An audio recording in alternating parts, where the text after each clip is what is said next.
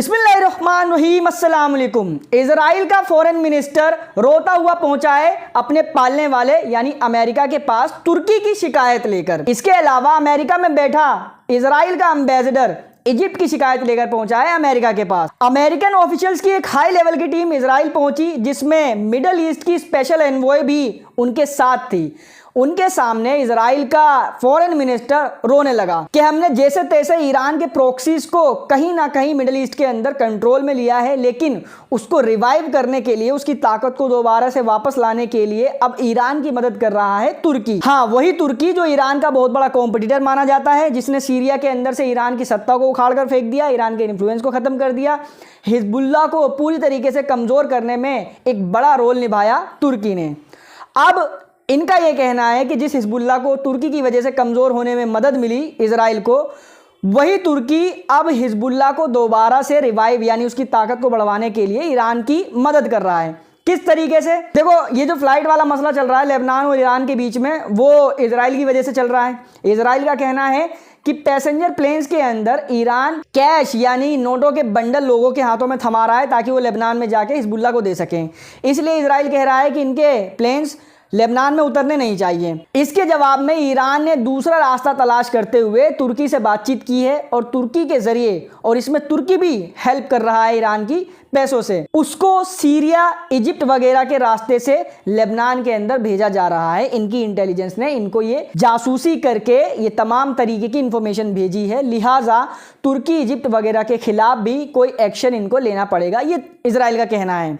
अच्छा, इस मामले पर तो अपने YouTube चैनल के माध्यम से भी, इस प्लेटफॉर्म से भी हम यही कहना चाहेंगे कि इजिप्ट, सीरिया, तुर्की, इन तमाम देशों के खिलाफ इजराइल को कोई ना कोई स्टैंड लेना चाहिए। जो हाल गाजा का हुआ, उसका थोड़ा बहुत असर तो बाकी के देशों पर भी जाना चाहिए, शायद तब इनको शर्म आ जाए। वहीं पूरी दुनिया में जहां इजिप्ट की एक तरफ तारीफें हो रही हैं कि इजिप्ट ने इस बार कुछ मर्दाना यानी कुछ गैरतमंद काम करके दिखाया है, अमेरिका को भी चैलेंज किया, इजराइल को भी चैलेंज किया और अब इजराइल के खिलाफ बड़े बड़े एक्शन ले रहा है, लेकिन दूसरी तरफ इजराइल अमेरिका के सामने जाकर इजिप्ट का नाम लेकर रोने लगा है। अमेरिका में बैठा इजराइल का एम्बेसडर ट्रंप की सरकार के ऑफिशियल्स के सामने जाके रोते हुए ये बोल रहा है कि देखो, सिनाई का जो इलाका है जहां पर पीस ट्रीटी हुई थी, वहां पर उस पीस ट्रीटी को तोड़ते हुए, वायलेशन करते हुए इजिप्ट ने मिलिट्री इंफ्रास्ट्रक्चर बना लिए हैं, जिसको यूज किया जाएगा इजराइल के खिलाफ जंग में, उस पर ऑफेंसिव लॉन्च करने के लिए।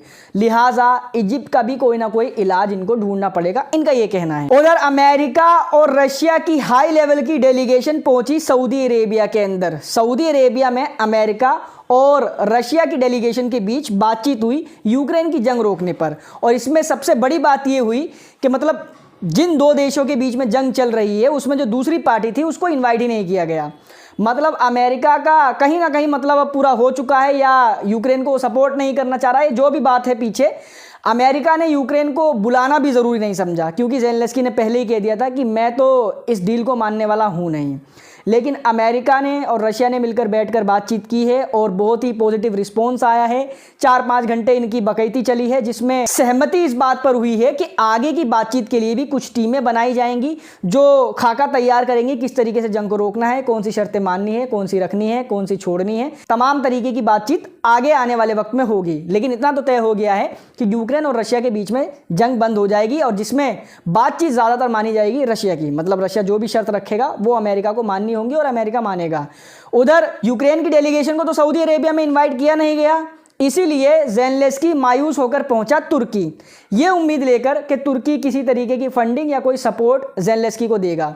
लेकिन ज़ेलेंस्की को क्या पता कि अर्दोआन साहब यानी तुर्की तो खुद मौज मार रहा है, इधर से भी चाय पानी, उधर से भी चाय पानी। यूक्रेन को अपने हथियार बेचकर उससे पैसे कमाए, और रशिया की गैस को खरीद कर यूरोप में बेचकर उससे पैसे कमाए, और जब इनके बीच में बातचीत करानी होती है तो उसमें तुर्की को ही मीडिएटर बनाया जाता है। अच्छा, यूक्रेन का एग्जाम्पल भारत के उन कबूतरों के लिए बहुत परफेक्ट है जो डोनाल्ड ट्रंप को अपना खुदा मानते हैं, अपना आका मानते हैं, पूजा करते हैं, उसके ऊपर नाग देवता की तरह दूध चढ़ाते हैं। इनको ये समझना चाहिए कि जिस यूक्रेन को अमेरिका ने 2 से 3 साल तक पूरी तरीके से सपोर्ट किया, लेकिन कामयाबी ना मिलने पर जब देखा कि अब यूक्रेन जीत नहीं सकता, खामा इस पर पैसे बर्बाद करने का कोई फायदा नहीं है, तो उसको बीच खाई में छोड़ दिया। वहीं दावे के मुताबिक कल यानी 18 फरवरी को इजरायली आर्मी ने लेबनान से पूरी तरीके से विड्रॉ कर लिया है, एक्सेप्ट 5 स्ट्रेटेजिक लोकेशंस से। इजराइल ने पहले सीरिया में लॉन्च किया जुलानी, उसके बाद लेबनान में अब लॉन्च कर दिया है जुलानी पार्ट 2 यानी जोसेफ औन और नवाब सलाम की शक्ल में। एक सबूत मैं आपको और दे दूं कि सीरिया के मुजाहिद क्यों इजराइल के सामने अपनी गर्मी नहीं दिखा रहे हैं।